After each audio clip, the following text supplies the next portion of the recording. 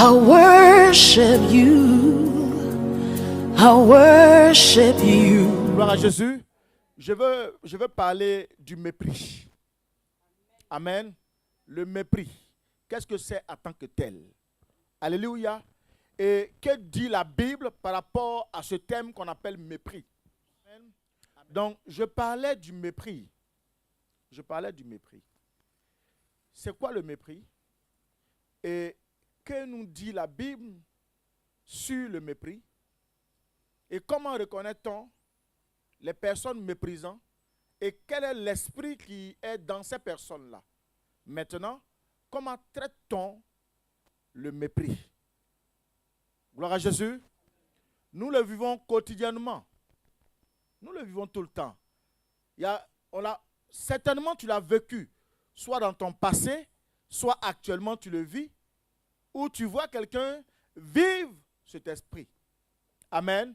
Mais la personne, ne sachant pas comment s'en détacher, comment s'en délivrer, souffre du mépris.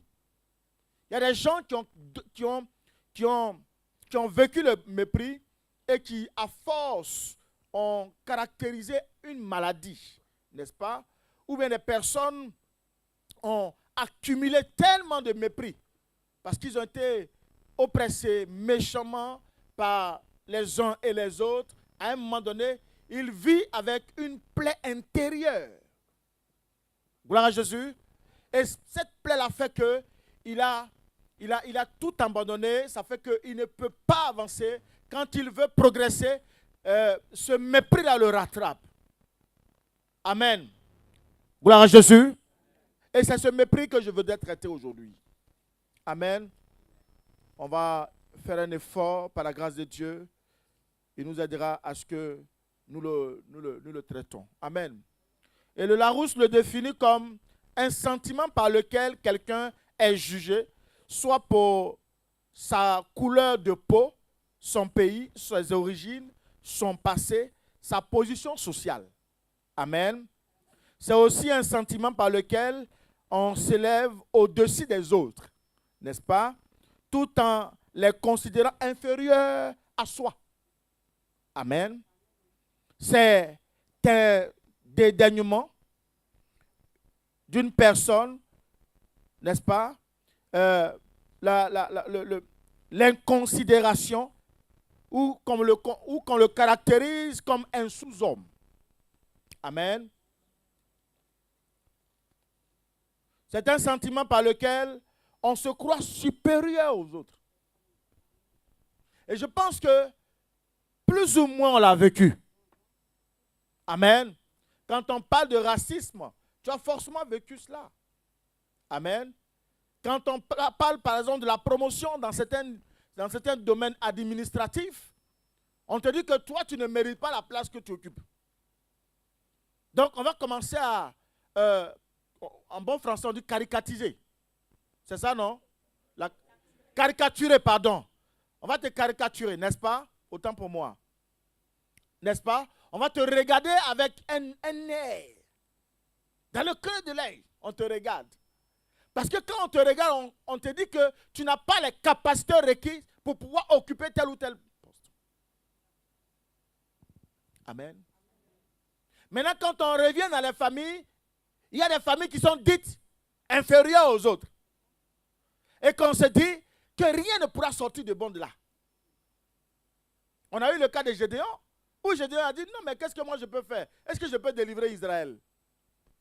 Ma famille est la plus petite parmi les tribus d'Israël. Qu'est-ce que moi je peux faire? Alléluia.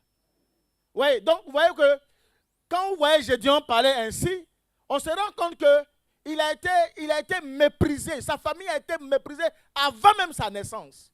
Et quand il est venu, il a écouté, il a entendu l'histoire de sa famille. Et il a vécu avec cette histoire. Elle est restée dans son esprit, dans ses pensées. Et il n'a jamais cherché. Il n'a pas trouvé la solution à se délivrer de cela. Maintenant, quand l'opportunité lui a été offerte, il n'a pas pu sauter là-dessus. Pourquoi? Parce que tout de suite, il s'est vu comme un sous-homme.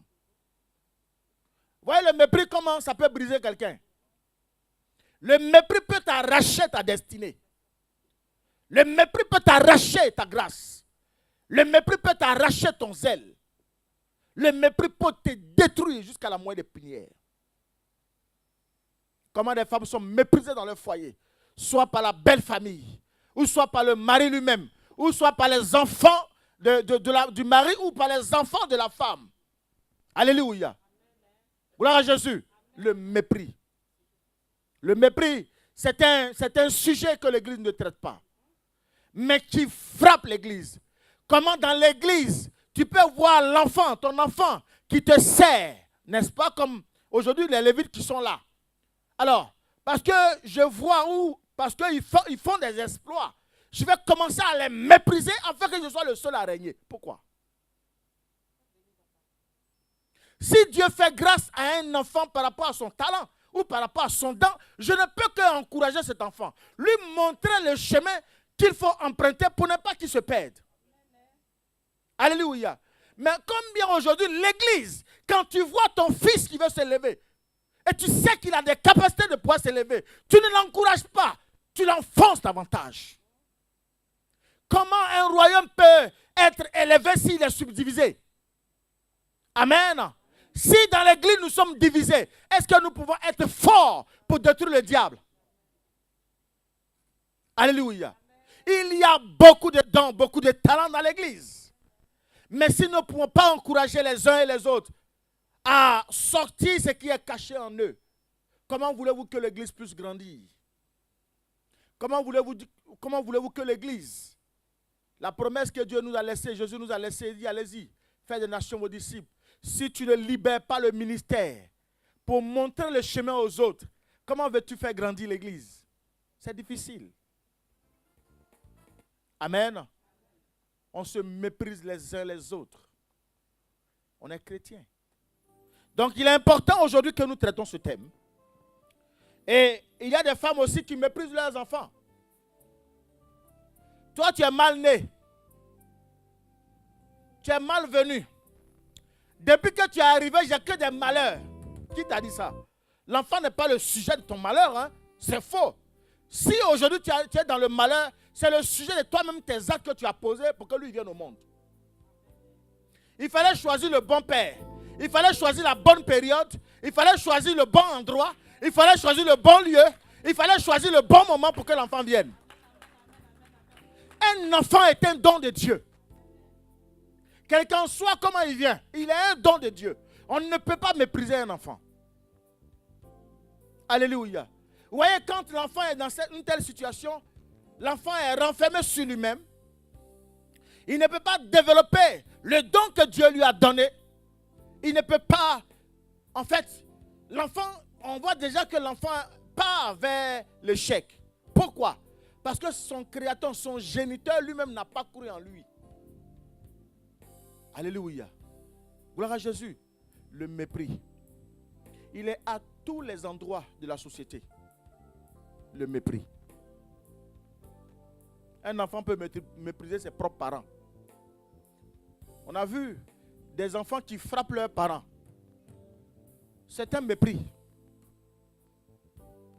Un enfant qui est mal élevé et qui ne respecte pas ses parents, c'est un mépris.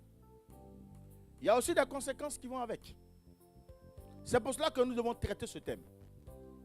Nous devons aider l'Église à avoir une bonne attitude. Alléluia. Et vous allez voir que quand ce thème est véritablement traité dans les moindres détails, l'homme, la femme ou les enfants se comportent bien. Il y a un changement radical. C'est pour cela qu'il faut amener vos enfants à l'église. Ne les laissez pas à la maison, c'est une erreur. Alléluia. Gloire à Jésus. Le mépris. Maintenant que nous dit la Bible, nous allons lire 1 Corinthiens 26. 1 Corinthiens 1, verset 26 à 29.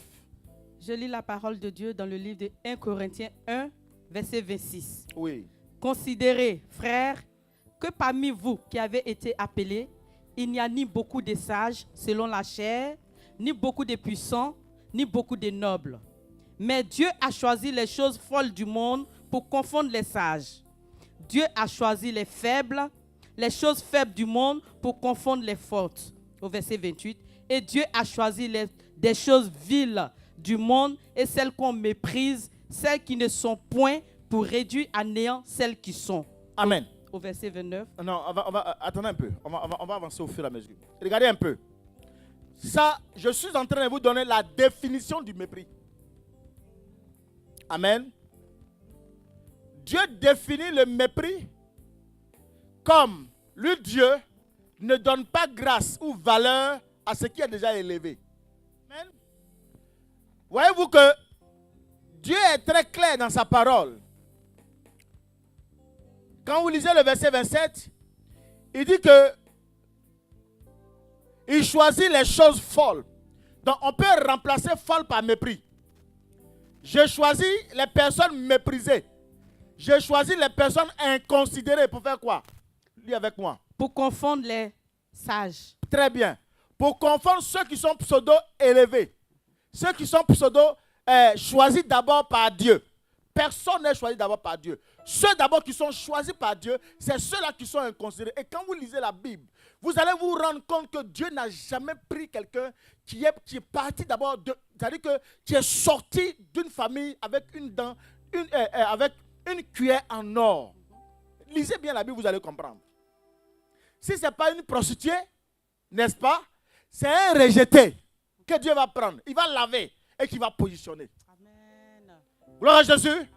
Donc vous allez comprendre que quand quelqu'un est méprisé, le méprisant a vu en la personne des éléments qui des fois vont étouffer son existence. Amen. Donc par forme de jalousie, il va vouloir mettre des paroles négatives sur lui pour ne pas qu'on ait un regard positif sur lui. Sois béni, papa. Ou pour ne même pas que quelqu'un qui voulait l'aider puisse l'aider.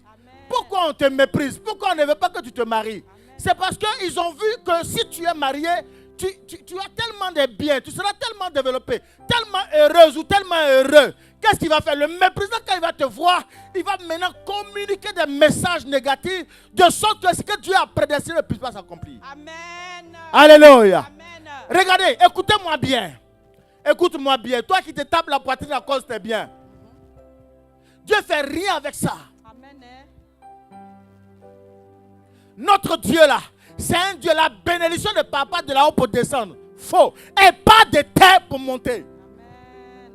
Amen. Amen. Alléluia. Donc vous allez comprendre que si quelqu'un tape trop ses ailes, hausse trop ses épaules, vous allez comprendre, vous allez vous interroger à partir d'aujourd'hui s'il vient de Dieu ou pas. Amen. Je vais vous donner un mystère caché aujourd'hui. Alléluia. Avec Dieu, le moi-je. Le moi-je, faites très attention aux gens qui disent toujours le moi-je. Dieu dit, lui il prend les choses folles, méprisées, inconsidérées, n'est-ce pas, pour confondre quoi? Les sages. Les sages. Amen. Je veux dire à un enfant de Dieu, si aujourd'hui personne ne te voit, ne t'inquiète pas. Dieu te met au chaud pour te préparer une place importante et te positionner. Ne cherche pas la gloire des hommes. Mais Dieu me charge de te dire ce matin, il sait ce que tu es en train de vivre. Les gens qui ne veulent pas reconnaître ton talent, il va tout faire. Pour faire quoi? Pour les confondre. Amen. Alléluia. Amen. Frère. Oh. Appuie, papa. Oh, ma fille. Je vais décoller aujourd'hui avec vous. Je suis en train de parler à une personne, c'est-à-dire qui a tendance à se décourager parce qu'une situation qu'il a souhaitée n'est pas encore arrivée. Alléluia. C'est que j'attendais là, mais pourquoi ça ne vient pas? Pourquoi? C'est que Dieu n'est plus à moi. Qui t'a dit ça? Alléluia. Il dit, si tu es au chaud, si les gens t'indexent, si tu n'as pas de papier, si tu n'es pas marié, si tu n'as pas un toit, si tu n'as rien aujourd'hui, lui Dieu il sait, il voit. Mais c'est parce que son programme qu'il a mis en place n'est pas encore prêt pour toi. Amen. Amen. Alléluia. Il dit au temps voulu. Il y a des saisons, frère. Mais il y a une saison où lui, Dieu, quand il décide que ce soit ta saison à toi, il n'y a personne sur la terre, dans le ciel qui peut t'empêcher cela. C'est pour cela qu'il dit, moi Dieu, je prends les choses inconsidérées. Les gens qu'on ne considère pas, ou dans ta famille, personne ne te regarde. Tout ce que tu fais, on t'insulte. Oh lui là, on regarde ton passé, on parle de toi. Maintenant, on va te regarder même, on va t'appeler par ton passé. Lui, Dieu, il dit, je sais, je vois, mais ne parle pas. Alléluia. Yes. Alléluia. Amen, amen, amen. Frère, notre Dieu est tellement merveilleux. Il est tellement bon. Il est tellement bon, tellement merveilleux. Alléluia. Regardez, continue ma fille, la lecture. Au verset 29, afin que nulle chair ne se glorifie devant Dieu. Frère, quand tu es avec Dieu, écoute-moi bien. Quand tu es avec Dieu, tu ne dois avoir personne comme intermédiaire. Sinon, c'est qu'on t'a donné par la main droite. On va te la reprendre par la gauche. Vérité, papa. C'est ce qu'il dit. Il dit, afin que Nulle chair ne se glorifie devant Dieu. Devant Dieu. Mais quand il dit devant Dieu, c'est quoi? C'est par rapport à ta bénédiction. Alléluia. Quand il te l'a donné, le don est définitif. Il n'y a personne qui va se taper la poitrine pour dire c'est moi qui l'ai fait. C'est qu'il est là, c'est moi. Personne, il n'y a que Dieu seul. Alléluia. C'est pour cela que tu pleures. Toi, tu crois que Dieu ne te voit pas, mon enfant. Je t'informe ce matin pour te dire que ce que tu vis là, Dieu sait. Mais s'il te donne ça maintenant à quelqu'un qui va se glorifier, amen, il ne veut pas que la personne se glorifie. Amen. Donc il dit, attends un peu. Attends un peu. Il faut qu'il s'éloigne d'abord de toi. Le bon moment n'est pas encore arrivé. Tu es trop pressé, attends un peu. Parce que si je te donne maintenant à quelqu'un qui va te voler ça, le méprisant là, il est à côté, il surveille, il te guette. Je vais te faire oublier un peu dans la poussière. Marche un peu dans la poussière. Sois un peu oublié. Rien, reste comme ça. Ne parle pas. Mais il prépare. Il dit, la parole là, c'est une prophétie qui est établie sur un enfant de Dieu. Il dit, moi je prends les choses folles pour confondre les sages. Parce que s'il ne te prend pas dans la boue, quelqu'un va venir, oh, il n'était rien, c'est moi qui lui ai donné ça. Frère, le Dieu que je sers, c'est un Dieu qui est rempli de mystères. Alléluia. Il est le responsable, le chef du temps. Il sait quel temps qui est favorable à ta vie. Alléluia. Amen. Ma fille, on va lire une deuxième définition. Nous lisons Marc 7, versets 21 à 22. Sois béni, maman. Alléluia, j'aime comment on m'encourage. Marc 7, verset 7 à 21. Marc 7, pardon, verset 21 à 22. Lisons 22. La parole. Je lis la parole de Dieu en Marc 7, oui, verset 21 à 22. Car c'est du dedans, c'est du cœur des hommes que sortent les mauvaises pensées, oui, les adultères, les impudicités, les meurtres, les vols, les cupidités, les méchancetés, la fraude, le dérèglement, le regard envieux, la calomnie, l'orgueil, la folie. Amen. Amen. En fait, selon la Bible, voici la définition du mépris. Celui qui méprise, il a un cœur qui est mauvais. Est-ce que je veux parler à quelqu'un? Amen. Celui qui est en train de te mépriser là, ne cherche pas pour non, il est comme ça. Non, il n'est pas comme ça. Son cœur est mauvais. Amen. Papa Blé, celui qui te méprise là, ce n'est pas autre chose qui est dans son ventre ou dans sa poitrine. C'est parce que son cœur est mauvais. Il est de nature très mauvais. Il est méchant. Il est rempli d'orgueil, rempli d'envie, rempli de jalousie. Celui qui méprise en général, il a le caractère envieux et le caractère jaloux. Ce qui est en toi là, il veut l'avoir mais il ne sait pas comment faire. C'est ça même. Donc il va te mépriser. Comme on dit souvent, il va te gâter. Il te gâte. Au point que personne même ne peut même te dire bonjour. Frère, est-ce que vous trouvez normal que tu sois dans la maison de Dieu? Tu t'appelles chrétien. Et puis tu regardes ton frère droit dans les... Sois béni maman. Droit dans les yeux comme ça et puis tu le gâtes. Tu détruis sa vie par ta langue. Et le lendemain, tu veux t'asseoir dans une église. Et tu dis que tu es chrétien. La Bible me dit, ne cherchez pas à comprendre. La racine de cette personne est le diable en personne. Il a un cœur qui est mauvais. Le mépris. Quelqu'un qui te méprise matin, midi et soir. Alors, vous allez voir, qu'est-ce qui caractérise ceux qui méprisent? Ceux qui méprisent. On va lire dans 1 Samuel 17. On va voir. 1 Samuel 17, verset 9. S'il peut me battre et qu'il me tue. Et regardez, écoutez-moi bien, écoutez. S'il peut me battre Uh-huh. et qu'il me tue, nous vous serons assujettis. Amen. Regardez. Je parlais du caractère du méprisant, n'est-ce pas? Qui est en train de parler? C'est Goliath qui est en train de parler. Goliath est venu et il a commencé à mépriser le peuple d'Israël. Maintenant, il dit au roi, il dit à Saül, il dit dans ton camp là-bas, là, sors-moi quelqu'un, un brave. S'il peut me battre, je suis assujetti, je suis son esclave. Mais si nous on les bat, il est quoi? Israël sera assujettis. esclave. C'est ce que ça veut dire, Oui. assujetti. Vous nous servirez. Amen. Donc vous comprenez que le premier caractère, c'est-à-dire le but que celui qui est en train de te mépriser du moins, veut atteindre, c'est que tu sois son esclave. C'est ça. Il faut que ta vie tourne autour de lui. C'est ça, papa. Vérité. Alléluia. Merci. C'est-à-dire, quand tu veux avancer seulement, oh, celle-là, c'est moi. C'est grâce à moi. Tout ce qu'elle va faire là, elle me consulte d'abord, c'est moi. Amen. Donc, vous voyez que Saül va commencer à parler. Donc, quand quelqu'un a une telle attitude, ça veut dire qu'il a un contrôle sur toi. Mais ce matin, il va tomber. Au nom de Jésus. Écoutez-moi bien. Alléluia. Dieu que je sais. Amen. Dieu que je sais. Amen. Quand il m'amène à traiter un tel sujet, c'est qu'autour de toi, il y a quelqu'un qui va tomber. Il faut qu'il tombe. On ne peut pas mépriser un enfant de Dieu. Non. Il ne peut pas avoir un contrôle permanemment sur toi. Il est qui?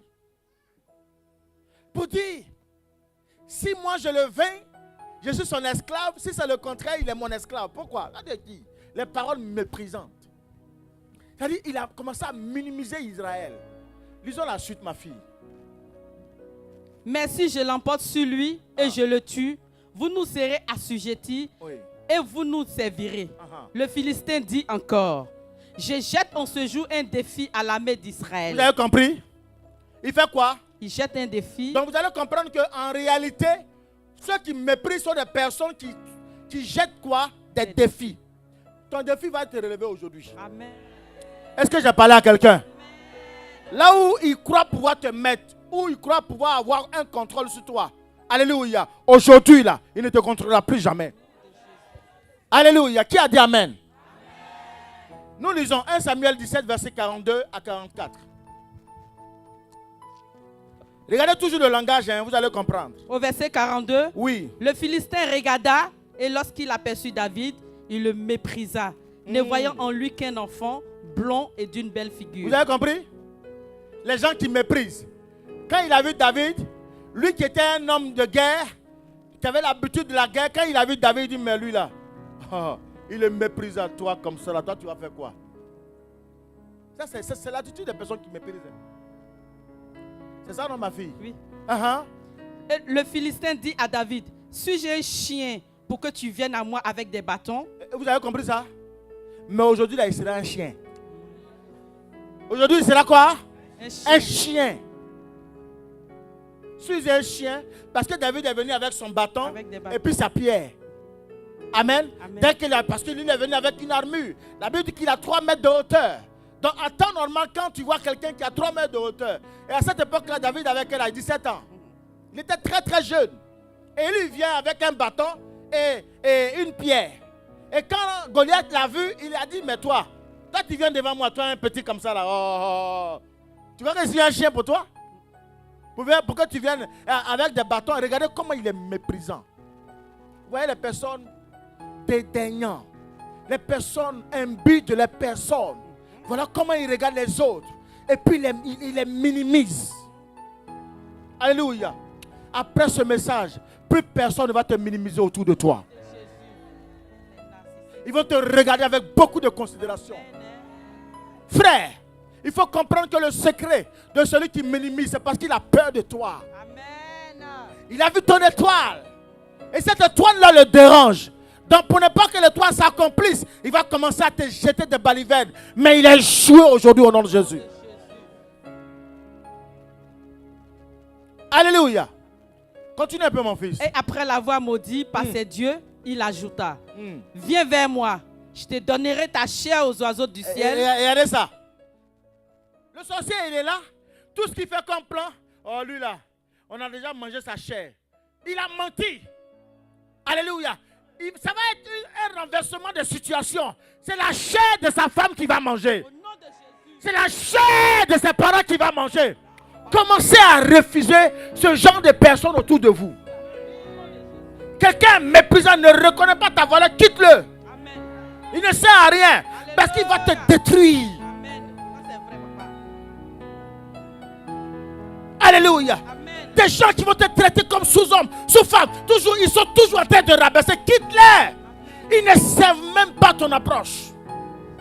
Parce que Dieu t'a créé avec une destinée élevée. Il ne t'a pas créé pour que tu sois sujet de personne, esclave de quelqu'un. Non. Celui qui ne te met pas en valeur te détruit. Dans le foyer, tu dois encourager ta femme. La femme doit encourager le mari. Dès qu'il y a un mépris, c'est qu'il y a un élément. Il y a un élément extérieur qui est en train de souffler le feu. Commencez à prier au lieu de vous disputer. Une mère qui méprise son enfant. Celle que tu as gardée depuis 9 mois dans ton ventre. Tu méprises ton enfant. Tu méprises ton propre foyer, ton avenir. L'enfant, c'est l'avenir. On ne méprise pas un enfant. On corrige un enfant, mais on ne peut pas mépriser un enfant. Alléluia. Cet esprit-là va disparaître aujourd'hui. Gloire à Jésus. Nous allons étudier ensemble une petite histoire, amen, qui va nous aider à comprendre et comment on solutionne le mépris. Nous lisons 1 Roi 1, verset 5 à 10. On va comprendre. Suivez-moi avec beaucoup d'attention, n'est-ce pas? Si j'ai débordé, c'est juste 15 minutes, j'ai débordé un peu seulement. Mais je vais vous expliquer des révélations qui vont aider l'Église. Amen. 1 Roi 5, verset 5 à 10. 1 Roi, je lis la parole de Dieu dans 1 Roi 1, verset 5 à 10. 1 Roi 1, verset 5 à 10. Oui, c'est ça. Adonijah, fils de Haggith, se laissa emporter par l'orgueil jusqu'à dire, c'est moi qui serai roi. Attends. Vous avez compris? Tout à l'heure, je vous ai expliqué que ce qui caractérise celui qui méprise, c'est quoi? L'orgueil, la jalousie, l'envie. On a compris maintenant? Regardez le caractère d'Adonijah. Elle en plein comme ça dans la Bible. Mais je vais prendre cette révélation-là. Parce que là-dedans, il y a beaucoup d'enseignements. Continue, ma fille. Se laissa emporter par l'orgueil jusqu'à dire, c'est moi qui serai roi. Et il se procura un char et des cavaliers et 50 hommes qui couraient devant lui. Son père ne lui avait de sa vie fait un reproche en lui disant, pourquoi agis-tu ainsi? Adonijah était en outre très beau de figure. Il était né après Absalom. Oui. Il eut un entretien avec Joab, fils de Tseruja, et avec le sacrificateur Abiatar, et ils embrassèrent son parti. Au verset 8, mais le sacrificateur Sadok, Benaja, fils de Jéhojada, Nathan le prophète, Shimei, Rei et les vaillants hommes de David ne furent point avec Adonijah. Adonijah tua des brebis, des bœufs et des veaux gras près de la pierre de Zoélet, qui est à côté d'En-Rogel. Il invita tous ses frères, fils du roi, et tous les hommes de Juda au service du roi. Merci. Verset 10. Verset 10, oui. Mais il n'invita point Nathan, le prophète, ni Benaja, ni les vaillants hommes, ni Salomon son frère. Très bien. Si tu as une Bible à feuille, il faut souligner le verset 10. Il faut le stabiloter. Il n'invita point. Il n'invita Point Nathan le prophète, Nathan le prophète, ni Benaja, uh-huh. ni les vaillants hommes, Tout le verset 10, il faut le stabilité. ni Salomon son frère. Voilà. Mon enseignement va se porter un peu sur cette partie-là et tu vas comprendre beaucoup de choses. Voici une histoire, une très belle histoire. Voilà que David, qui était roi, fut vieux. Et maintenant, pour sa royauté, il fallait qu'il trouve un remplaçant. En Israël, c'est par dynastie. C'est-à-dire qu'on ne peut pas choisir un roi dans une autre famille où on n'a jamais, où personne n'a jamais été roi. Amen. Amen, amen. Donc vous allez vous rendre compte que là, David étant en train de mourir, cherche un successeur. Mais c'est David qui fait le choix de son successeur. Amen. Et quand vous étudiez bien l'écriture, la Bible nous dit que David, avant même qu'il ne soit, c'est-à-dire qu'il tende vers la fin, il s'était déjà choisi un successeur. Amen. Au temps où Dieu lui a demandé de lui construire un temple. Amen. Et que David s'est choisi pour dire, moi je peux le faire. Dieu lui a dit, non, je prends tes entrailles. Et c'est ceux-là qui vont me construire le temple. Et c'est ceux-là qui vont me remplacer, qui vont te remplacer. Alléluia. Et ça, David le savait. Donc, tout Israël connaissait cette histoire. Maintenant, regardez Adonijah. Adonijah est un des fils de David. Au moment où il voit que son père est en train de mourir, et quand vous lisez la Bible dit qu'il n'a jamais été, c'est-à-dire il n'a jamais subi des reproches venant de son père. Donc, lui, dans son esprit, comme il n'a jamais subi de reproches, le jour où son père n'est pas là, alors c'est lui qu'on va choisir. Parce que tous les autres enfants sont passés à la trappe. On les a tous accusés. Le père n'a jamais été content d'eux. Amen, amen. Donc vous voyez que, automatiquement, vers la fin du séjour, ou du moins de la vie de son père, sachant très bien que c'est quelqu'un d'autre qui était prédestiné au royaume, il va se précipiter. Et lui-même, il va organiser sa propre fête pour dire qu'il est roi. Amen. Donc il va s'auto-proclamer. Mais ce qu'il a oublié, c'est qu'en Israël, pour que tu sois roi, il faut d'abord le roi, c'est-à-dire que le roi qui est en train de partir, et il faut un prophète. Amen, amen. Dans tout ce que nous faisons, pourquoi le prophète? Le roi est pour les hommes, le prophète est pour Dieu. Alléluia. Maintenant, qu'est-ce qui va changer? Le cours de la chose, de cet appel, où on fait de toi un roi, c'est l'huile. Mais n'importe qui n'a pas le droit d'avoir l'huile ou de porter l'huile vers l'autel pour consacrer quelqu'un. Seul le prophète. Et lui, dans l'erreur qu'il va faire, il n'invita pas Nathan.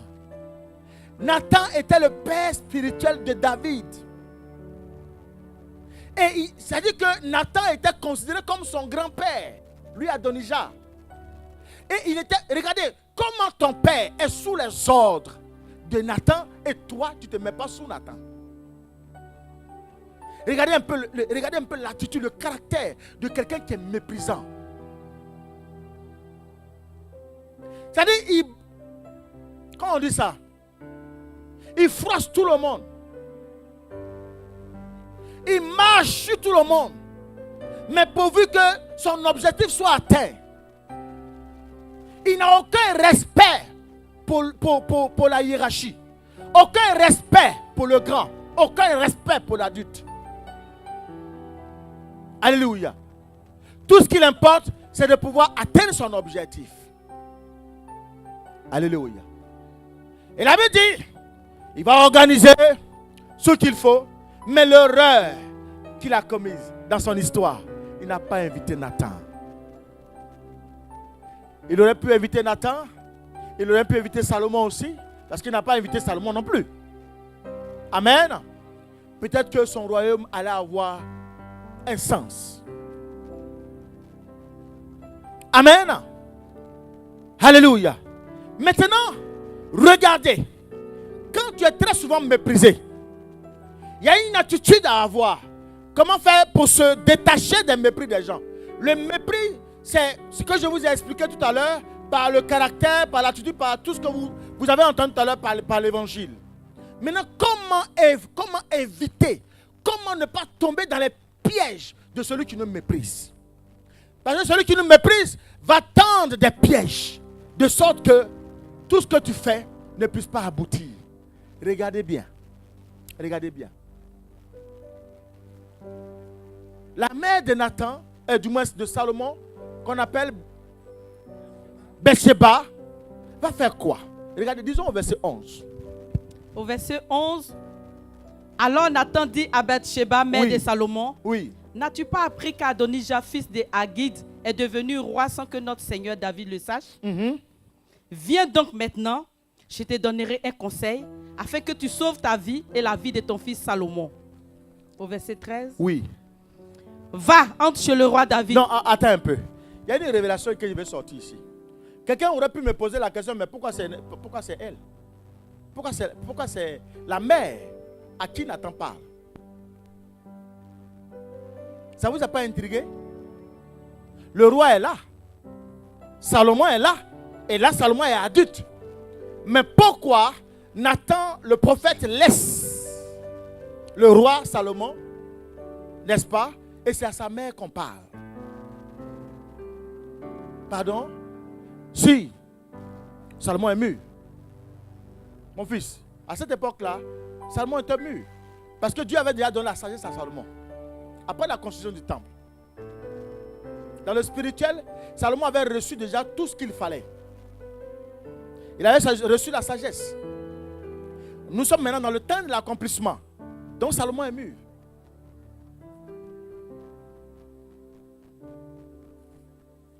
Alléluia. Frère, je vais attirer l'attention de quelqu'un. Je vais attirer l'attention de quelqu'un. Regardez, là je veux sortir un mystère sur la femme. Le caractère réel de la femme par rapport à la destinée d'un enfant de Dieu. Amen. La Bible dit, celui qui a trouvé une femme a trouvé quoi? Le bonheur.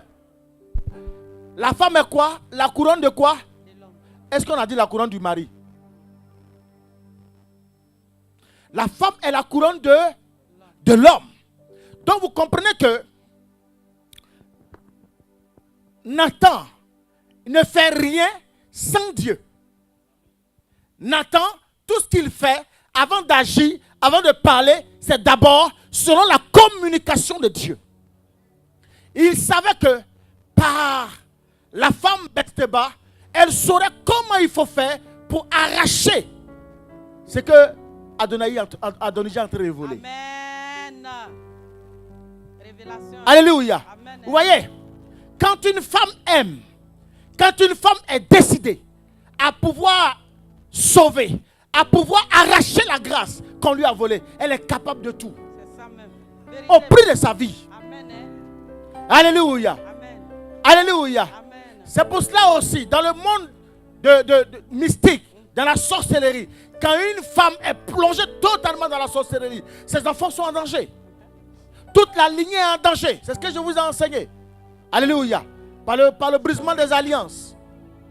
Et c'est ce que Nathan a compris. Amen. Il faut avoir du respect pour la femme. Il faut avoir une tenue pour la femme. Il faut savoir parler à une femme. Quand tu as gagné le cœur d'une femme, tu as gagné le cœur de Dieu. Amen. Alléluia. La femme est capable de se coucher. La femme est capable de patienter. L'homme peut être bizarre. Dans la maison, il peut sortir. Il peut te coucher. Mais quand une femme est sage, la maison est tranquille. Alléluia. C'est pour cela que la Bible dit, une femme sage bâtit sa maison. Une femme qui n'est pas sage, la maison est en danger. Le mari est en danger. L'homme est en danger. Les enfants sont en danger. Alléluia. Frère, ton mari peut avoir un autre comportement. Il peut avoir un autre caractère. Mais toi, Dieu a mis la souveraineté de ton foyer, de l'avenir de tes enfants entre tes mains. Parce que de ta sagesse, de la façon dont tu vas te conduire, ça va ramener la paix dans la maison. Ça va ramener la tranquillité, la prospérité, l'élévation. Mais si tu n'es pas sage, tu ne bâtis pas ta maison. Et la maison, c'est quoi? C'est la vie.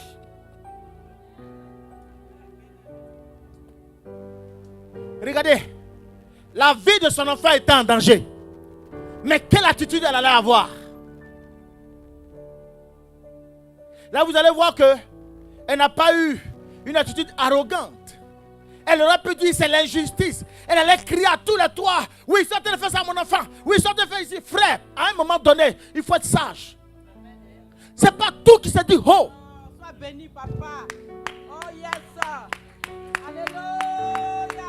Appuie, papa, fort. Tu peux regarder même le comportement, l'attitude, la façon dont ton ennemi est en train de chercher à te détruire. Tu sais que c'est lui, tu sais que c'est elle, mais ton attitude, la façon dont tu vas faire avec lui, va faire que lui-même il sera désavoué. Alléluia. Mais quand tu as commencé à parler, tu as commencé à dire à tout le monde, oh il est comme ça, oh elle est comme ça, à un moment donné tu alertes. Tu alertes. Ceux qui ne devaient même pas mettre leur bouche dans ton histoire vont commencer à parler. Oh, sois béni ce matin. Frère, ou bien-aimé maman, Dieu a placé en toi la destinée de ton foyer. Aujourd'hui, c'est une opportunité pour parler aux femmes. Femme, tu n'es pas n'importe qui. Femme, tu donnes la vie. Pourquoi est-ce que Dieu a endormi l'homme? Parce qu'il t'a donné une sagesse que personne ne peut avoir sur la terre. Regardez une femme, quand le foyer est difficile, quand il n'y a pas d'argent, le peu qu'elle a, elle peut aller dans le commerce et te faire à manger comme si c'était 1 million qu'elle avait dans les caisses ou dans les poches. La femme est capable de tout pour amener la quiétude dans la maison. C'est pour cela qu'on doit absolument avoir du respect pour la femme. Celui qui n'a pas de respect pour la femme n'a pas longue vie. Alléluia. Regardez l'attitude de Nathan. Nathan qui est le père spirituel de David. Alléluia. Et regardez l'attitude de Bathsheba. Elle n'est pas allée voir n'importe qui. Elle savait que si elle allait voir Nathan, la solution de son enfant allait se trouver. Tu es à l'église. Avec qui tu parles? Qui te conseille? Auprès de qui tu vas te ressourcer? Entends, arrêter ton bavardage et puis chercher à écouter la voix du Seigneur. Parce que Dieu ne parlera pas à n'importe qui, ne parlera pas à tout le monde non plus. Tu dois avoir quelqu'un comme Nathan, un père comme Nathan. Alléluia. Tu dois aussi avoir une mère qui te donne des conseils, mais des conseils de vie. Pas des conseils pour quitter ton foyer. Pas des conseils pour détruire ton avenir. Mais des conseils pour récupérer ce que l'ennemi veut te voler. Alléluia. Regardez Bathsheba.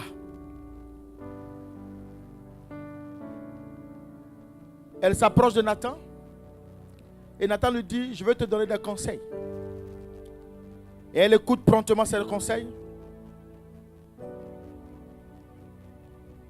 Alléluia. Nous lisons le verset 12. On va comprendre. Jusqu'au verset 14. Au verset 12. Viens donc maintenant, je te donnerai un conseil. Oui. Afin que tu sauves ta vie et la vie de ton fils Salomon. Oui. Va, entre chez le roi David et dis-lui, ô roi mon Seigneur, n'as-tu pas juré à ta servante en disant, Salomon, ton fils régnera après moi, Oui. et il s'assiera sur mon trône. Oui. Pourquoi donc Adonijah règne-t-il? Au verset 14. Et voici, pendant que tu parleras avec le roi, j'entrerai moi-même après toi et je compléterai tes paroles. Amen. Hey. Vraiment. Je disais tout à l'heure, tu dois avoir un véritable conseiller dans tout ce que tu veux faire. Est-ce que vous savez que Dieu, quand il choisit son fils, il lui donne toutes les capacités? tu dois avoir quelqu'un comme un père, comme Nathan, pour t'encourager, pour te féliciter quand tu fais de bonnes choses, pour te reprendre aussi quand tu vas mal. Amen. Il doit te soutenir. Il doit te défendre. Il doit croire en toi. Un véritable père, c'est celui-là qui croit en ses enfants, qui les encourage, qui les pousse, pour dire: je sais que tu peux. Ne lâche pas, ne te décourage pas. Va encore à un niveau. Cours encore, monte encore, tu peux. Vas-y encore. Alléluia. C'est important. Amen. C'est très important pour un enfant de Dieu d'avoir une force d'élévation, d'avoir une force de caractère. Alléluia. Croire à un enfant, c'est de lui donner la vie. Et regardez Nathan. Nathan croit. Pourquoi il a appelé Bathsheba? C'est parce qu'il croit en Salomon. Alléluia. C'est parce qu'il croit en Salomon. Il croit en l'avenir de Salomon. Il sait qu'avec Salomon, ils feront de grandes choses. Et il n'a pas découragé. Il voyait certainement les faiblesses de Salomon. Mais il n'a pas lâché. Il n'a pas découragé. Maintenant, ce qui va attirer mon attention, c'est l'attitude. L'attitude de Bathsheba. Est-ce que là, elle a crié? Est-ce que là, elle s'est lamentée? Non. Est-ce qu'elle s'est roulée par terre? Non. Est-ce qu'elle a pris son téléphone pour appeler tout le monde? Non. Mais pourquoi, face à une situation, vous vous lamentez trop? Vous vous déséquilibrez alors que vous servez le grand Dieu. Amen. Pourquoi avez-vous peur? Alléluia. Pourquoi la crainte? Regardez Bathsheba, disons le verset 15. Au verset 15, Bathsheba se rendit dans la chambre du roi. Il était très vieux. Oui. Et Abishag, la Sunamite, le servait. Oui. Jusqu'au verset 21. Au verset 16, Bathsheba s'inclina et se prosterna devant le roi. Et le roi lui dit: qu'as-tu? Elle répondit: mon Seigneur, tu as juré à ta servante par l'Éternel, ton Dieu, en disant: Salomon, ton fils, régnera après moi et il s'assiera sur mon trône. Et maintenant, voici, Adonijah règne et tu ne le sais pas. Ô roi, mon Seigneur. Attends. Quand je parle de son attitude, c'est la partie où elle dit, et comment elle appelle déjà? Mon Seigneur. Mon Seigneur. Elle s'inclina et se prosterna. Mon Seigneur. Alors que c'est son mari. Elle est reine. Amen. Elle est reine. Elle vient parler à son mari et puis elle dit: mon Seigneur. Et maintenant, dans la façon dont elle va se présenter devant son mari, elle ne va pas lui dire: oui, toi tu t'es couché ici, vieux là, tu es là. Et puis tu m'avais promis que le trône allait revenir à mon enfant. Voilà que ton fils là a récupéré le trône. Adonijah, et puis tu es ici, tu dors. Tu passes ton temps à ronfler seulement. Alléluia. Elle aurait pu avoir cette attitude, non?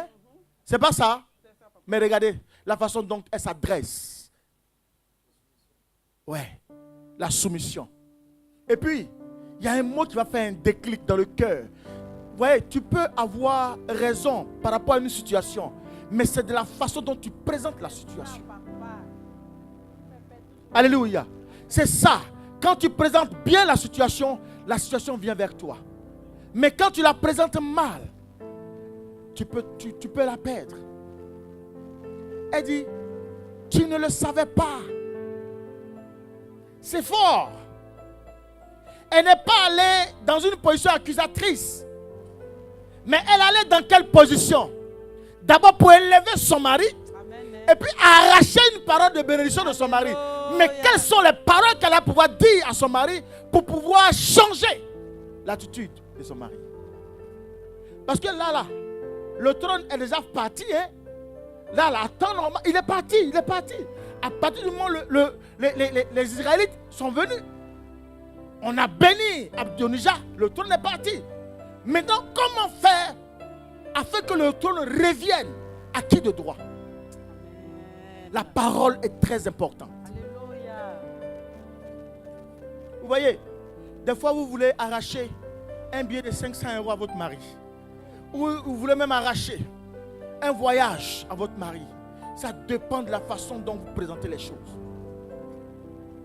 Si tu viens avec une comparaison, tu as échoué. Tous les mois, tous les ans, et dans l'autre famille, là, ma copine, là, son mari, eux, tout le temps, ils sont dans les croisières, ils sont dans les voyages. Nous, on est toujours couchés dans la maison. Même maison, on est couchés, ils sont couchés ici. Il n'y a même pas de restaurant, il n'y a rien. Hein? C'est travail maison. Quand tu finis dans le lit, on sort dans le lit, dans la cuisine, on tourne en rond ici. On ne peut même pas nous faire sortir un peu. Alléluia. Mais dites-moi la vérité. Avec de telles paroles arrogantes, comment voulez-vous arracher le cœur d'un homme? Bien aimé, on peut tout arracher d'un homme ou d'une femme en ayant une certaine aptitude. Elle n'est pas partie dans une attitude d'accusation. Non. Vous dites, oui, toi tu es couché ici. Ton fils, tu m'avais promis. Parce qu'il lui a promis ça. Tu m'avais promis. Maintenant que tu m'as promis, ton fils est venu s'autoproclamer. On fait comment maintenant? Ah, c'est la question maintenant. On fait comment maintenant? On fait comment? Ouais, tu dis que tu m'aimes alors que tu allais prendre la femme de l'autre, l'enfant de l'autre pour le mettre sur le trône. Si tu n'as pas fait là, comment il va aller s'autoproclamer? Disons-nous la vérité, non? Si tu n'as pas dit, il ne peut pas le faire. Et puis cet enfant-là, jamais tu ne l'as accusé de quoi que ce soit, alors qu'il fait toutes les bêtises. Mais jamais, lui, tu l'as réprimandé. Quand c'est mes enfants-là, tu les réprimandes tous les jours. C'est pas ce que la Bible a dit tout à l'heure. Adonijah dit, il dit, depuis que lui, il vit là, il n'a jamais été réprimandé par son père. Donc, a priori, dans son subconscient, pour lui, le trône est pour lui. Il va aller s'asseoir là-bas.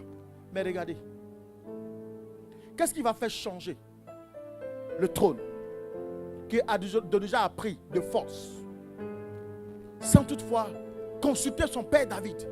Qu'est-ce qui va faire changer ça? Alléluia.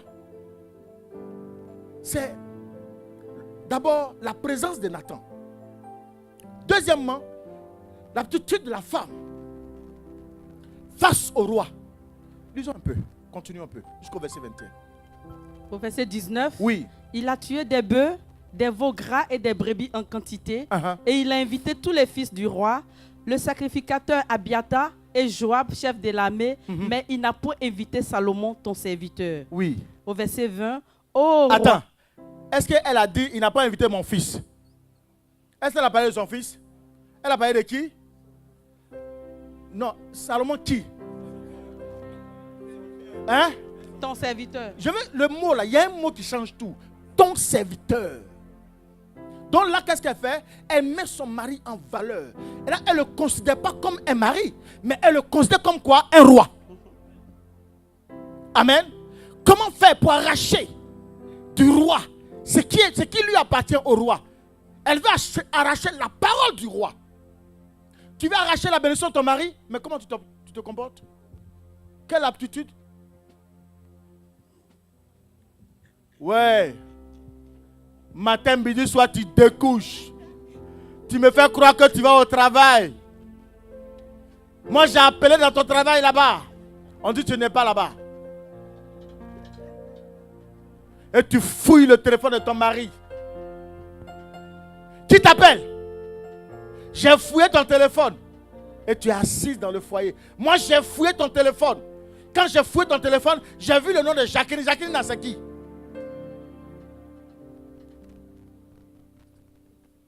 Vous savez, il y a un caractère qui est dans l'homme. L'ego. Tu as beau avoir raison. Mais l'homme, quand sa tête là est froissée, il va te montrer ce que tu n'as jamais vu. Vous savez, là, quelle était l'attitude de Bathsheba? Là, tout bouillait en elle. Elle est sous pression. Parce que le trône de son enfant. Et puis là, sa vie est en danger. Parce que si jamais le trône reste avec Adonijah, il va tuer Salomon, il va tuer la mère. Celui qui te méprise, la première vision, c'est de te effacer de ton passage. c'est de t'exterminer. Donc là, c'était une manière d'exterminer et Salomon et sa mère. Pourquoi? Parce que tous les enfants de David se sont unis et ont décidé de pouvoir éliminer les enfants de Bathsheba parce que c'est une adultérienne. À cause du fait qu'elle est adultérienne, il fallait l'éliminer. Donc il ne fallait pas qu'un enfant adultérien vienne salir leur royauté. Donc il ne voulait pas du tout que Salomon règne. C'est pour ça qu'il s'est précipité, poussé par ses frères. Alléluia. Maintenant, quand tu es face à un danger comme ça, tout le monde est contre toi. Qu'est-ce qu'il faut faire? C'est l'attitude. Le conseil, celui qui est auprès de toi. Comme elle est partie consulter Nathan. C'est celui-là. Celui qui a la divinité. C'est celui-là qui va te faire rentrer dedans. De sorte que, mais en utilisant une certaine subtilité, pas avec la force, pas avec la colère, pas avec les méchantes paroles, non. Mais une certaine subtilité pour pouvoir arracher. Le temps, ils vont se rendre compte, le trône a changé. Alléluia. C'est bon? Verset 20. Verset 20. Ô roi, mon Seigneur, oui. Tout Israël a les yeux sur toi. Ah ah! Regardez. Regardez maintenant comment elle va le galvaniser. Regardez comment elle va le galvaniser. C'est-à-dire, elle va le mettre devant les faits accomplis. Ô roi, mon Seigneur. D'abord, elle le lève. Elle le lève. Ah, une femme sage bâtit sa maison. Regardez comment elle a très bâti sa maison. Ô roi, mon Seigneur. Tout Israël a les yeux sur toi. A les yeux sur toi. Pour que tu lui fasses connaître qui s'assiera sur le trône du roi. Pour que tu lui fasses connaître qui s'assiera sur le trône du roi. Mon Seigneur après lui. Mon Seigneur. Et puis elle a dit quoi? Mon Seigneur. Elle a dit quoi?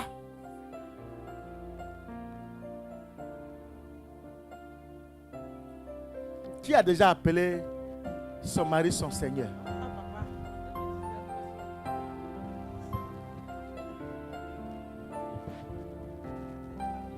Qui a déjà appelé son mari son Seigneur? On se dit la vérité, non? Il faut t'acclamer toi-même. Regardez. Elle élève son mari. Elle le met en haut. Là où David est couché, là. Ça veut dire que non. Il ne peut pas dire non. Il ne peut pas dire non. Elle a tellement levé. Elle a mis à sa place. Alléluia. Maintenant, regardez. La promesse d'un père. Tu as verset combien? Là, c'est 20. On va au verset 24. Va au verset 21. Au verset 21. Et lorsque le roi, mon Seigneur, sera couché avec ses pères, il arrivera que moi et mon fils Salomon, nous serons traités comme des coupables. Vous avez compris maintenant? C'est-à-dire, elle exprime la situation et en même temps, elle met en exil la conséquence de sa vie. Est-ce que vous comprenez quelque chose? Donc là, le roi ne peut pas faire autrement. La dernière femme qu'il a aimée, il ne peut pas faire autrement. Alléluia. Amen. Regardez maintenant, on va lire au verset 22, la parole du Père. Tandis qu'elle parlait encore avec le roi, oui. Voici. Ça c'est Nathan maintenant. Oui. Nathan le prophète arriva. Nathan le prophète arriva. On l'annonça au roi en disant, oui. Voici Nathan le prophète. Il entra en présence du roi et se prosterna devant le roi, le visage contre terre. Au verset 24, et Nathan dit, Ô roi mon Seigneur, c'est donc toi qui as dit, Adonijah régnera après moi et il s'assiera sur mon trône. Car il est descendu aujourd'hui, il a tué des bœufs, des veaux gras et des brebis en quantité. Et il a invité tous les fils du roi, les chefs de l'armée et le sacrificateur Abiathar. Et voici, ils mangent et boivent devant lui et ils disent, Vive le roi Adonijah. Mais il n'a invité ni moi, qui suis ton serviteur, ni le sacrificateur Sajdoc, ni Benaja, fils de Jéhoiada, ni Salomon, ton serviteur. Amen. Là, qu'est-ce qui va se passer? le père spirituel de David est venu confirmer les choses. Le roi croit, lui-même ne croit pas.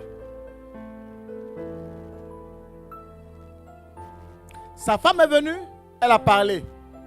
Le roi aurait pu dire, oh, c'est pour que son fils soit sur le trône.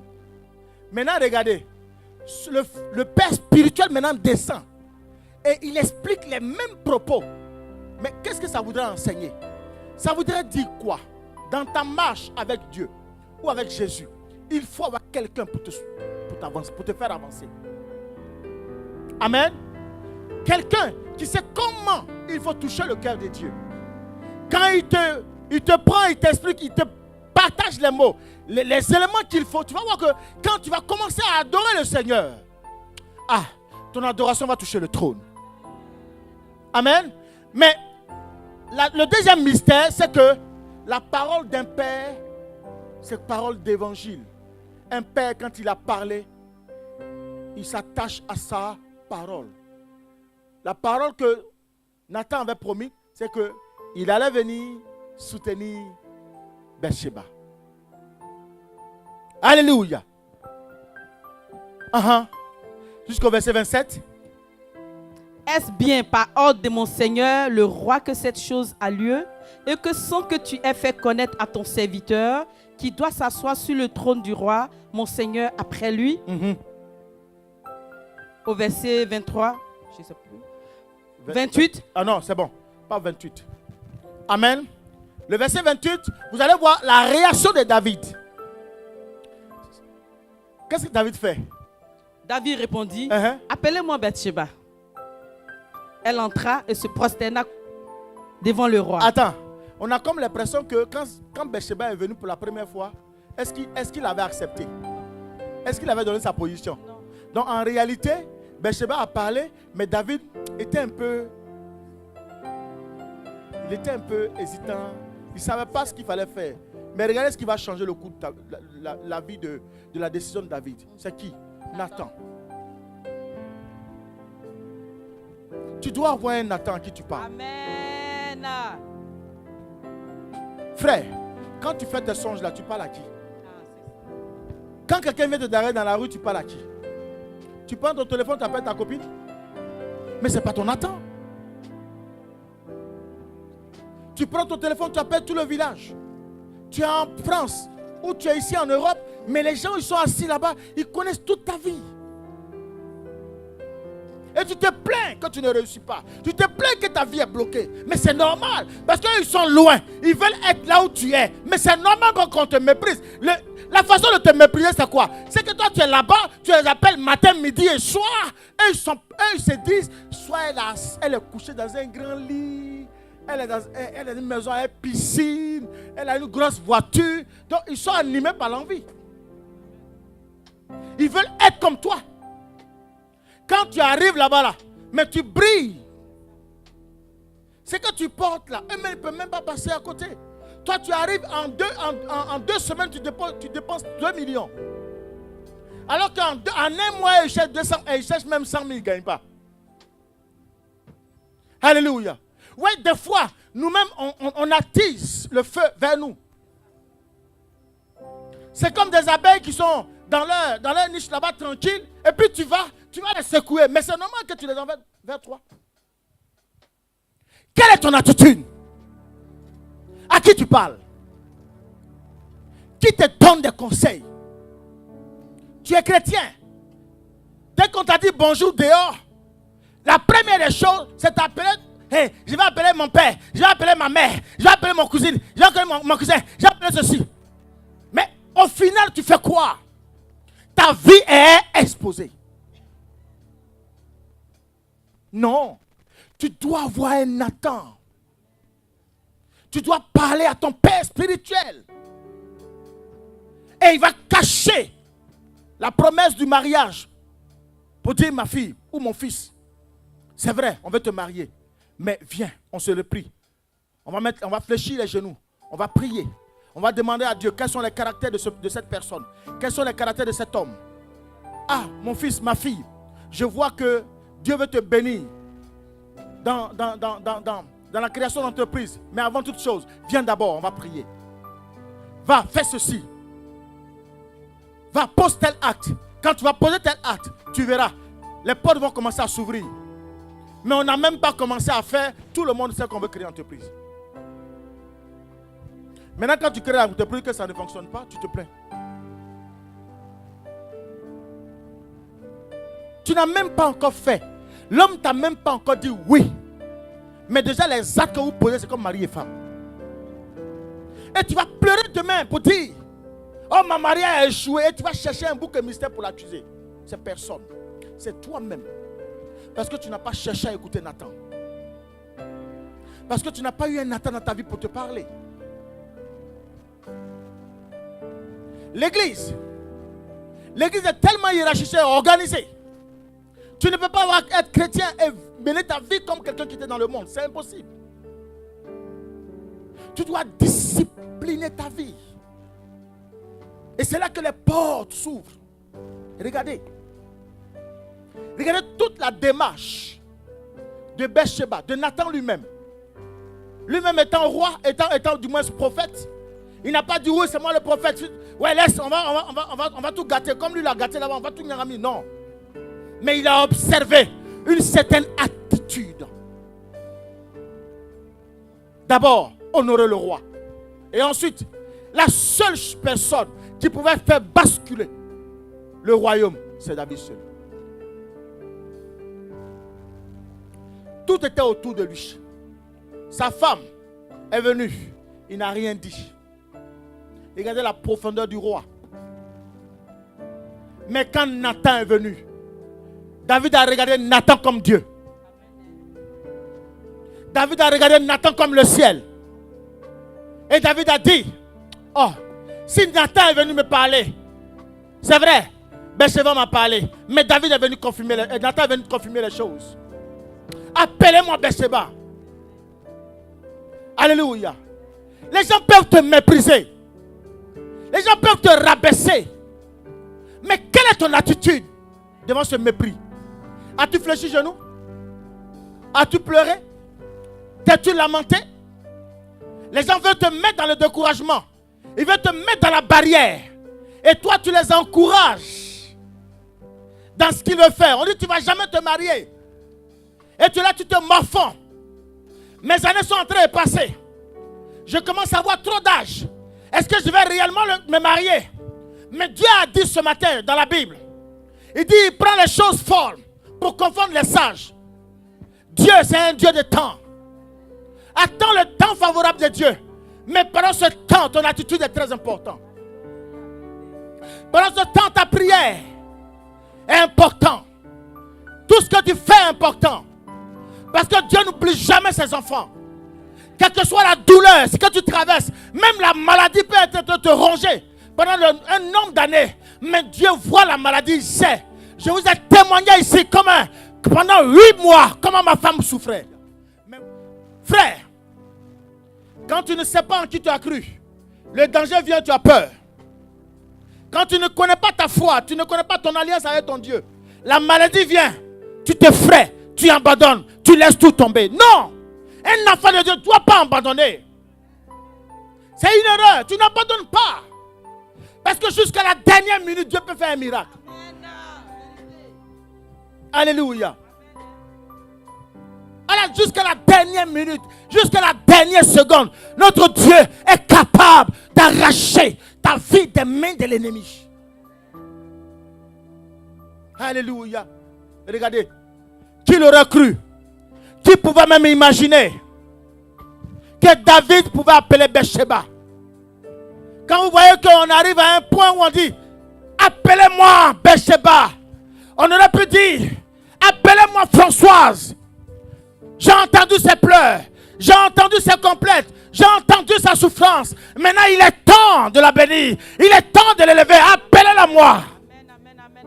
Bien-aimé, tout dépend déjà de ton attitude. Vous avez vu la procédure que Bathsheba a utilisée, la procédure que Nathan lui-même il a utilisée pour toucher David. Alléluia. David seul pouvait faire changer le cours des choses. Oui, Appelez-moi Bathsheba. Continue ma Appelez-moi fille. Bathsheba. Elle entra Oui. et se présenta devant le roi. Ah, Et le roi jura et dit, oui. l'Éternel qui m'a délivré de toutes les détresses Ah. est vivant. Ainsi que je te l'ai juré par l'Éternel, le Dieu d'Israël, en disant, Salomon ton fils régnera après moi et il s'assiera sur mon trône à ma place, ainsi ferai-je aujourd'hui. Bathsheba s'inclina le visage contre terre et se prosterna devant le roi. Oui. Et elle dit, vive à jamais mon Seigneur, le roi David. Amen. Amen. Regardez un peu. Vive à jamais mon Seigneur, le roi David. Même à la dernière minute, elle continuait toujours d'appeler son mari comment? Mon Seigneur. Amen. L'homme. C'est une parenthèse que je vais ouvrir. Vous savez, dans le spirituel, l'homme que tu épouses, il t'arrache de tes parents et il devient garant automatique. C'est pour ça que la Bible a dit que l'homme est l'autorité de la maison et l'homme a autorité sur la femme. Ce qui fait que ton père même qui t'a mis au monde n'a plus de pouvoir sur toi en tant que femme. Je vais parler aux femmes. Amen. Quand tu quittes ton père et que tu épouses un autre monsieur, cette personne, même quand bien ton père est sorcier et qu'il veut te donner en sorcellerie, il ne peut pas. Il n'a plus le pouvoir. Le pouvoir lui a été arraché parce que tu es venu dans une nouvelle alliance, dans une autre alliance. Donc tu es sorti de l'alliance de ton père. Amen. Maintenant, pour arriver à te détruire, à te tuer, ou même à te vendre ou à faire ce qu'il veut, la seule chose qui soit capable, c'est l'empoisonnement. Mais encore que, il faut que tu sois devant lui. Parce que Dieu va déjouer toujours les plans qu'il va mettre en place. Si tel est le cas dans le monde mystique, pour pouvoir te tuer, pour pouvoir enlever ta vie, il n'en a pas le droit. La seule condition qu'il va faire, c'est de détruire ton foyer. Il va t'enlever ton homme. Maintenant, tu reviens à lui, étant seul. Et étant seul maintenant, ils peuvent accomplir le décret qu'ils avaient décidé. C'est pour cela que vous comprenez que dans les foyers qui sont stables, où il y a la joie, il y a l'amour, il y a la prospérité, à un moment donné, vous ne savez pas d'où vient le bruit, paf, où la maladie rentre. Et dès que la maladie rentre, le foyer est en train de basculer. Maintenant, je vais ouvrir l'esprit d'une femme. Pour dire, au moment où le foyer bascule, ça là, ce n'est pas de la faute du monsieur, mais c'est le méprisant, celui qui te méprise, qui est rentré au milieu de vous. Et quand il est rentré, il veut que parmi vous, il y a quelqu'un qui s'en aille. Parce qu'un décret doit s'accomplir. Alléluia. Et donc, pour éviter que ce qu'ils ont pris comme décret s'accomplisse, toi en tant que femme, qu'est-ce que tu fais? Tu replies chemin. Tu cherches un Nathan avec qui il faut échanger. Comment faire? Mon foyer, ma femme est en difficulté de santé. Ou mon mari est en difficulté de santé. Comment je dois faire? Et le Nathan te parle pour dire quand c'est comme ça, voici tel acte qu'on pose. Ou bien non, attends, on va prier Dieu. Quand on va prier Dieu, on va lui demander quelles sont les prescriptions par rapport à la situation. Et quand tu as la prescription, qu'est-ce qui se passe? C'est la première des victoires. Dès lors tu abandonnes, dès lors tu jettes l'éponge, c'est fini. Ton foyer est déchiré. Mais sur le plan spirituel, qu'est-ce que ça voudrait dire? Le jour où on veut détruire ton mari, il faut qu'on passe par toi. Le jour où son père, le père de ton mari, la mère de ton mari veulent le prendre pour le tuer, il faut qu'on passe par toi. Donc, pour que la porte soit ouverte, il faut que toi tu sois découragé. Et quand tu vas être découragé, le méprisant il est content. Il va t'encourager, il va encourager ton cœur. Encourager ton cœur. Et puis le monsieur il souffre. Il souffre. Et tu es là, tu ne ressens plus rien. En réalité, que va-t-il se passer? Dieu va te réclamer le prix de ce monsieur. Je parle des chrétiens. Quand tu es chrétien, tu n'as pas le droit d'abandonner ta femme. Moi, je suis resté 8 mois auprès de ma femme, mais personne ne savait qu'elle souffrait. C'était terrible. Toutes les nuits, on était aux urgences. Il ne trouvait rien, mais je voulais simplement qu'on calme la douleur. Parce qu'elle pouvait pleurer de 18h30 jusqu'au lendemain 6h. Et je suis éveillé. Je suis comme ça, je vais au travail. Les mardis, vous me voyez ici. Vendredi, je suis là. Dimanche, je suis là. C'était le prix de l'alliance. Pourquoi on n'aime pas payer le prix quand ça ne va pas?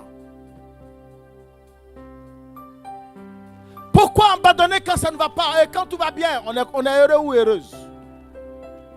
Alléluia. C'est important de pouvoir sauver. Ah, ma fille, continue la lecture. Verset 32. Oui. Le roi David dit, appelez-moi le sacrificateur Sadoc, Nathan le prophète et Benaja, fils de Jéhojada. Oui. Ils entrèrent en présence du roi. Et le roi leur dit, prenez avec vous les serviteurs de votre maître, faites monter Salomon, mon fils, sur ma mule et faites-le descendre à Guillon. Là, le sacrificateur Sadoc et Nathan le prophète loindront pour roi sur Israël. Point. Ça, c'est ce que David a dit. Maintenant, ça, c'est l'ordre qu'il a donné. Verset 45 jusqu'au 47, on va lire l'accomplissement maintenant. Où la situation, dis à quelqu'un la situation est renversée. Où est pour roi à Guillon. Oui. De là, ils sont remontés en se livrant à la joie et la ville a été émue. C'est là le bruit que vous avez entendu. Alléluia. Vous comprenez un peu? Regardez la démarche jusqu'à ce que le trône change. Mais on ne va pas le lire, on ne va pas y aller. Plus loin, le méprisant, comme je vous l'avais dit, il a toujours pour mission de vous ôter la vie. Après, vous allez voir quand vous allez continuer la lecture, Adonijah va venir et il va venir. La Bible dit que Adonijah a commencé à avoir peur de Salomon. Et quand il a eu peur de Salomon, il va venir maintenant auprès de Salomon pour dire, Salomon, je te prie de ne pas m'ôter la vie. Et Salomon va lui dire, je ne serai pas prêt à te ôter la vie, mais à condition que tu aies une bonne attitude. Amen. Donc on comprend par là que ce qu'il cachait réellement par l'intention de prendre le trône, c'est d'ôter la vie à Salomon. Est-ce qu'un enfant de Dieu m'a compris? Amen. On ne va pas le lire encore du temps. Mais ce que je veux faire comprendre, quand on te méprise, ce n'est pas parce qu'on te méprise parce qu'on te méprise comme ça, mais c'est parce qu'on veut t'arracher quelque chose. Le méprisant, il veut mettre fin à ta destinée. Celui qui te regarde comme ça, qui te diminue, qui te rabaisse, c'est parce qu'il a vu en toi quelque chose. Et c'est ça qui veut t'arracher. Et tu dois le refuser aujourd'hui. Alléluia. Si tu prends ta vie à la légère, ils vont prendre ta vie à la légère. Mais à un moment donné, toi-même tu connais la force que Dieu a mis en toi. Par rapport à cette force, quand tu vois quelqu'un qui vient puis te rabaisse, tu dis, je retourne cette parole vers toi. Tu ne peux pas me raverser. Alléluia. Frère, on va prier. On va prier. À cause du temps, on va prier. Moving in our midst, I worship you. I worship you.